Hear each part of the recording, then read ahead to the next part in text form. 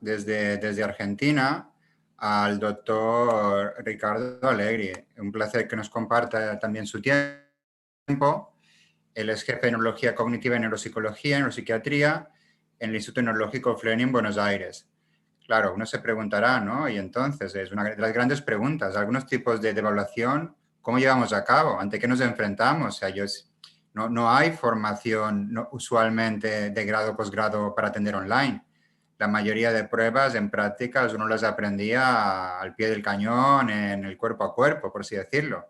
Entonces, Ricardo, un placer que nos comparta también su experiencia en cómo es esa adaptación por las circunstancias, si bien ya hay experiencia previa y un tanto va a ser muy necesario lo que nos pueda compartir, ya que nos acompañan personas de diferentes países con la misma inquietud. Muchas gracias y le cedo la palabra. Bueno, muy agradecido por la invitación, la verdad que es muy interesante y es un gran desafío. Ustedes saben que yo no vengo del mundo digital, no vengo de la informática, vengo de las neurociencias, o sea, yo básicamente soy neurólogo y les voy a contar un poco cómo se fue desarrollando esto y qué es lo que pasó este último periodo y en dónde tuvimos que cambiar.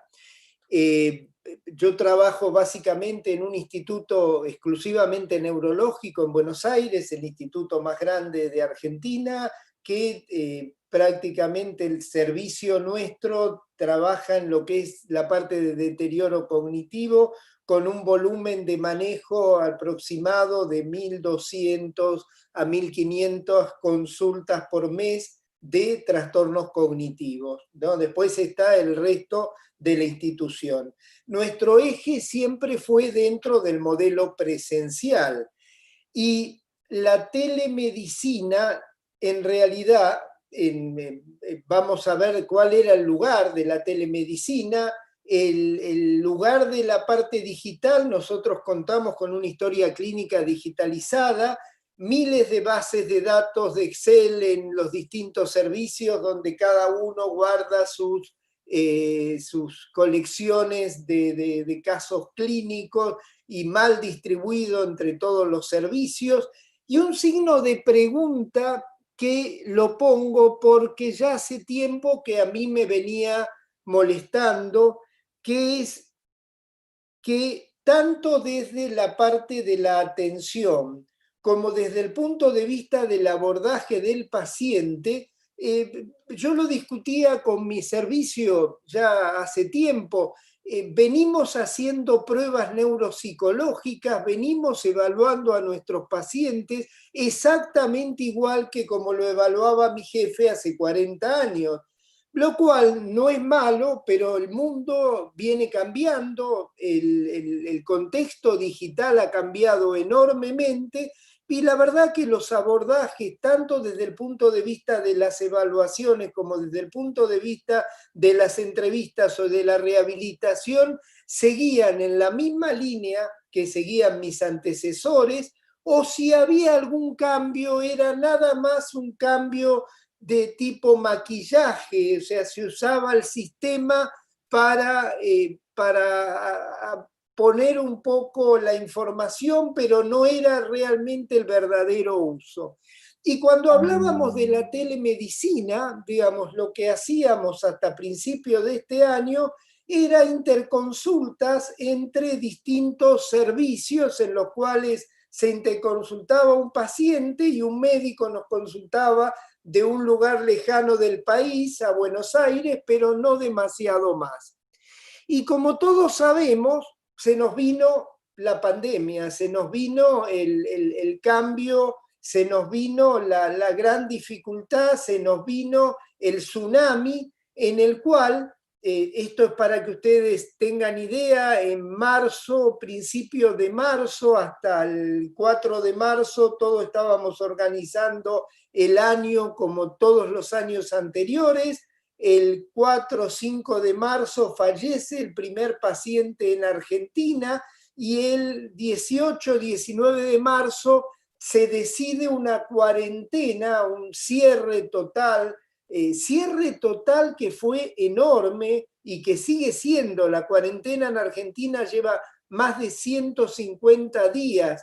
El resultado de lo que hoy tenemos es el resultado de la pandemia más el resultado del encierro. Y ahora vamos a ver qué es lo que nos implica eso. Hacia fines de marzo, cuando se produce esto, nosotros empezamos a tener una discusión enorme con el grupo nuestro y yo publico, esto fue mitad de abril en Neurology, que el árbol no nos tape el bosque, la elusiva paradoja de que el árbol nos tapa el bosque. ¿Por qué? Porque aparece la pandemia, se recomienda que todo el mundo esté encerrado, se recomienda que todos estén extremadamente alertas por el COVID, pero nos olvidamos que todos seguimos viviendo, que todos tenemos otras enfermedades que no son el COVID, que hay personas mayores, que hay chicos, que las personas mayores durante años les recomendamos que se mantuvieran activos cognitiva, física y socialmente, y de un día para el otro los encerramos y le pedimos que no hicieran nada. Hoy a la mañana recibí uno de los artículos que mandamos a publicar, que es este en Journal of Neurological Science, en el cual describimos cuál fue el impacto de la pandemia en nuestro centro neurológico. ¿Y cuál fue el impacto? En realidad nosotros analizamos qué era lo que pasaba, por ejemplo, en el departamento de urgencia, y tenemos en el cuadro, en el gráfico de arriba, en línea azul lo que era el año 2019 para la misma época y en línea roja el 2020. O sea, había una caída muy significativa de las consultas neurológicas en emergencia. En segundo lugar, evaluamos las internaciones y fíjense lo que nos encontramos, una caída del 60% de las internaciones totales, de los accidentes cerebrovasculares un 53% menos, de los hemorrágicos un 30% menos y de los transitorios un 80% menos. Durante años tratamos de que la población consultara temprano, durante años tratamos de que la gente no se aísle y de un día para el otro volvimos todo a 40 años para atrás. Yo les recuerdo, no vamos a ver todo este flyer, pero les recuerdo que el impacto global que tiene el deterioro cognitivo es enorme, o sea, la población con deterioro cognitivo es enorme. 2015, 46 millones y esto va a seguir aumentando en los próximos años y el impacto es enorme en los países en desarrollo y el impacto es enorme en los países como los nuestros. Esta es una diapositiva de un flyer que acaba de salir hace unos días en el Congreso Mundial de Alzheimer, en donde se muestra que al 23 de julio el 42% de los fallecidos en Estados Unidos eran o trabajadores o residentes en nursing home, en casas de largo, o sea, en geriátricos, en instituciones. Y nosotros sabemos que de los pacientes institucionalizados, como vemos a la derecha, el 75% tienen deterioros, enfermedades de Alzheimer. Nosotros nos planteamos cómo estaba jugando todo esto y nos encontramos, y esta es otra publicación que ya nos aceptaron, pero está para publicarse en International Psychogeriatric, qué es lo que está pasando con la pandemia a nivel de los cuidadores, cómo prácticamente esto está generando una terrible sobrecarga para los cuidadores, pero además, como vemos en el gráfico de la izquierda, las terapias que estimulaban a las personas mayores prácticamente han desaparecido. Ven que terapia física del 60% baja a menos del 8%, terapia ocupacional casi desaparece y la rehabilitación cognitiva que tenían los pacientes del 40% bajó prácticamente al 2%. Esto, lógicamente, por la pandemia obligó al aislamiento social, se suspendieron las visitas familiares, la asistencia, la rehabilitación. Esto genera, además de la posibilidad de infección, un negativo impacto psicológico, deterioro. Es impresionante el de cómo genera deterioro sobre nuestros pacientes, aumento de los trastornos de conducta y, por supuesto, un manejo completamente irracional tanto de los pacientes como de los cuidadores. Otro de los trabajos que nosotros estamos publicando, fuimos a ver cómo actuaba la pandemia sobre los síntomas conductuales y sin duda aumenta la ansiedad, aumenta el insomnio, aumenta la depresión. O sea que el impacto es terrible sobre la población que envejece.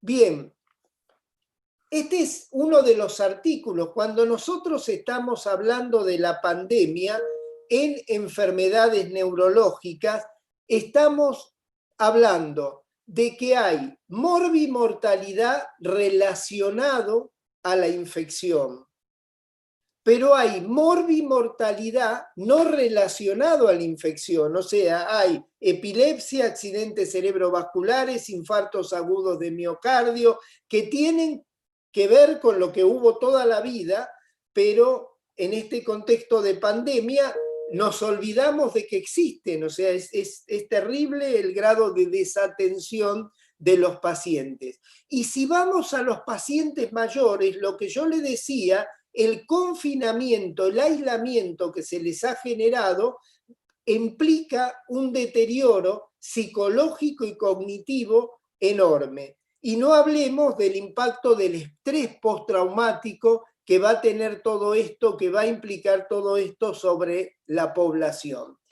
Y estábamos a principio de marzo, estábamos con toda esta problemática, estábamos con cantidad de servicios cerrados porque todo estaba dedicado a la pandemia y como siempre, no sé, alguien le preferirá a Darwin, a otros preferirán a Lamarck, pero algún cambio había que generar, algún cambio había que hacer algún cambio para llegar a los pacientes, para llegar a los familiares, para abordar, y no teníamos el tiempo de desarrollo, lo que teníamos es en días que generar un cambio sustancial para acompañar a los pacientes, para acompañar a los familiares, para acompañar a la población. Y ahí lo primero que nos planteamos es la cuestión de la telemedicina, o sea, de llegar, y esto de la conectividad es cierto, pero lo que yo hablaba con mis médicos, lleguemos por internet, pero si no llegamos por internet, lleguemos por teléfono, o sea, de alguna manera acompañemos a el individuo que el gobierno y el sistema de salud le está diciendo que se meta abajo de la cama porque lo más probable es que se muera si se mueve de ahí abajo, lo cual puede ser y es cierto, pero si no lo acompañamos, la mortalidad va a ser mayor y ya no solo por el COVID. Y ahí nos planteamos lo de la telemedicina, pero en paralelo con esto salimos con la teleneuropsicología y con la telerehabilitación. Yo los invito mañana a la tarde, Lucía Crivelli del grupo nuestro les va a explicar los protocolos que desarrollamos para evaluaciones cognitivas y para la parte de rehabilitación. Solo por curiosidad, este es mi despacho para que tengan idea. A la derecha tenemos la conectividad con el paciente, a la izquierda el programa que nos permite la conectividad. Acá tengo dos capturas de pantalla, la de arriba a la izquierda está la historia clínica y a la derecha va a ser la conectividad y la conectividad con el paciente. En la siguiente está pautado, uno puede ir, y ahora vamos a ver, a la Academia Americana de Neurología, a la Sociedad Internacional de Neuropsicología, y en este periodo se ha pautado cómo uno puede llevar adelante los exámenes. Y es cierto es cierto que en muchas circunstancias es mejor lo presencial, pero debemos plantearnos riesgo-beneficio y ahí es el lugar que tiene hoy la telemedicina y el lugar que va a tener en el futuro. Probablemente cuando toda esta pandemia pase, se reduzca el número, pero va a seguir teniendo un lugar clave, porque los pacientes viven lejos, porque desplazarse, porque los costos, todo eso hace que esto que nos hubiera llevado los próximos, yo diría, 5 a 8 años, porque veníamos pensando y veníamos desarrollándolo, en 4 meses hubo que hacer la salida y hubo que hacer los cambios en forma muy significativa. Para que ustedes tengan idea, yo les puse la comparación abajo a la izquierda de la actividad ambulatoria del servicio y de lo que tiene que ver con las prácticas de mi servicio. Fíjense, en el mes de abril hubo una caída significativa, pero les vuelvo a decir, en abril nosotros ya nos estábamos planteando el cambio y si ustedes ven mayo, junio y julio, estamos prácticamente llegando al 60-70% de lo que fue lo habitual. A la derecha les estoy poniendo lo que se está haciendo en prestaciones. Tienen consultas médicas, teleconsultas de primera vez, teleconsultas subsiguiente, teleevaluación cognitiva 75 en el mes de julio y telerehabilitación 118 en el mes de julio. Digamos, la conversión, les vuelvo a insistir, lo que nos hubiera llevado años hacer lo que nos decía el disertante anterior, en 2 meses debimos hacer el cambio para responder a las necesidades de la población. Hace poco, en el mes de junio, hicimos un webinar, un fórum de discusión con varios países de Latinoamérica de cómo llevar adelante estas evaluaciones cognitivas, cómo adaptarlas, cómo estandarizarlas, cómo tener datos comunes, y eso es lo que hoy estamos trabajando para tratar de tener protocolos globales. Por supuesto, cada servicio después tiene variaciones, pero protocolos globales que avalen lo que estábamos haciendo. Lucía Crivelli, que es mi coordinadora de neuropsicología, me decía cuando empezamos con todo esto, ¿y cómo validamos esto? Y la validación de esto se hace contra la evaluación presencial, pero en el mes de abril no podíamos hacer evaluación presencial. Y empezamos con esto y hoy ya estamos con la validación, estamos desarrollando la validación del protocolo de evaluación y el protocolo de rehabilitación. También se nos cambió, y para que tengan idea, este fue el congreso, esta es la página del congreso de Alzheimer, en el cual se llevó todo hacia lo digital, se llevó todo hacia la participación por internet, y por supuesto fuimos y tuvimos todo el desarrollo, que vuelvo a insistir con lo mismo. Si ustedes me preguntan si esto va a quedar así, no. Cuando esto pase, esto va a tener un lugar muy interesante. Probablemente siga siendo interesante nuestras reuniones, y yo creo que las reuniones presenciales tienen un componente interesante y tienen un componente diferencial, pero nos ayuda mucho todo esto. El servicio se organizaron todos los ateneos, las reuniones que estamos haciendo de las comisiones internacionales, las clases de la universidad, las clases de neurología de la Universidad de Buenos Aires, hoy las estamos dando todo lo que es, digamos, toda la parte técnica en forma virtual. Y sí, es cierto, la telemedicina y todo esto tiene beneficios y desventajas. Bueno, utilizaremos y aprovecharemos los beneficios y veremos dónde están las desventajas y cuándo debemos ir a lo presencial. Si ustedes me dicen después de estos meses de trabajo, bueno, yo creo, por ejemplo, que una consulta inicial con un paciente, una primera consulta con un paciente, para mí es más importante hacerla presencial, pero el 80% de los seguimientos de mis pacientes yo los hago perfectamente y los hemos hecho en este tiempo perfectamente por telemedicina, con una buena aceptación de los pacientes y de la familia y una conformidad hacia lo que estamos haciendo. La Organización Mundial de la Salud, este es una guía que saca manteniendo los servicios esenciales en el contexto del COVID-19 y vemos cómo promueve todo lo que tiene que ver con este mundo digital, o sea, impulsa a que trabajemos sobre esta conexión digital. Por supuesto, lo que yo les decía antes, cada una de las sociedades ha generado recomendaciones que nos respaldan y que nos dan el lugar para poder trabajar tranquilos sobre lo que estamos avanzando, sobre lo que estamos haciendo.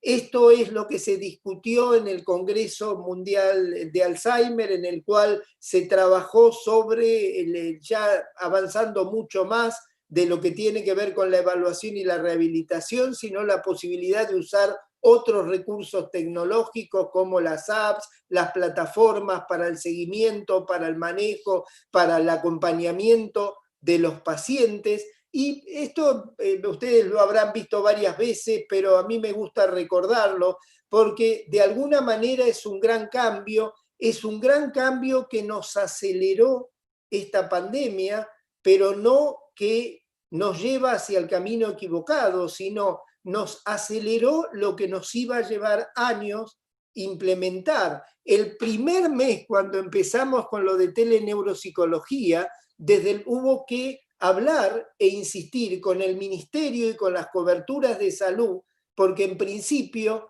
que ni siquiera querían recetas digitales, hacían ir a los pacientes y a los familiares a buscar las recetas, a hacer cola, cosas ridículas, y terminaron entendiendo que la receta digital, que el manejo digital de los pacientes es un manejo adecuado. No es el único, no va a ser el único, hay mucho desde lo presencial que tenemos que valorar, hay mucho desde la relación humana presencial, pero no estamos en el camino equivocado. Yo les agradezco la invitación, no soy ni técnico en informática, ni tengo un servicio de la parte digital. Tengo un servicio clínico que necesitó en muy poco tiempo cambiar la manera de pensar para no dejar abandonado a los pacientes. Muchas gracias.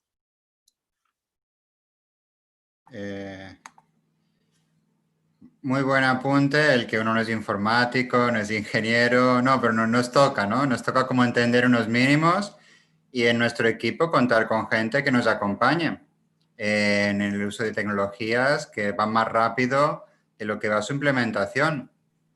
Esa es una de las cuestiones más curiosas, ¿no? Uno no está ni preparado en un tema y ya le han cambiado el sistema operativo.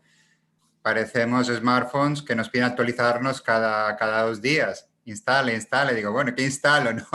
¿En qué momento se venció el otro y qué estoy instalando? No, una excelente labor y más en un campo sobre el cual hay había tanta discusión previa, si era posible, si era viable, si no era deseable. La atención es la atención y un tanto ese conocimiento, esa experticia es ponerla a través de otro medio y no dejar de atender y menos en esos momentos. Ya no ha sido la voluntad, no ha sido un esfuerzo que digas, bueno, a lo mejor puedo no hacerlo, sino debo hacerlo. Un excelente aporte, Ricardo, y sí, mañana tenemos la suerte también de contar con Natura Crivelli para que onde más en esa experiencia. Sí, sin duda de interés y más por la labor que tienen. Como comenté anteriormente, esas experiencias son dignas de ser bien comunicadas y a partir de ahí conocí a otros países, porque no es poca la gente que se lanzó al ruedo a ver cómo solventaba, pero así como Wikipedia se construye diferentes miradas y control e intercambio, en Telesalud nos va a tocar también establecer buenas prácticas y no solo citar autores, sino contactarlos, como es el caso. O sea, esa ventana abierta y ahí agradecerles su tiempo también en poder comentar y plantear inquietudes y resultados y prácticas. Muchas gracias por este espacio. Si quieren añadir alguna cosa, por favor. Si no,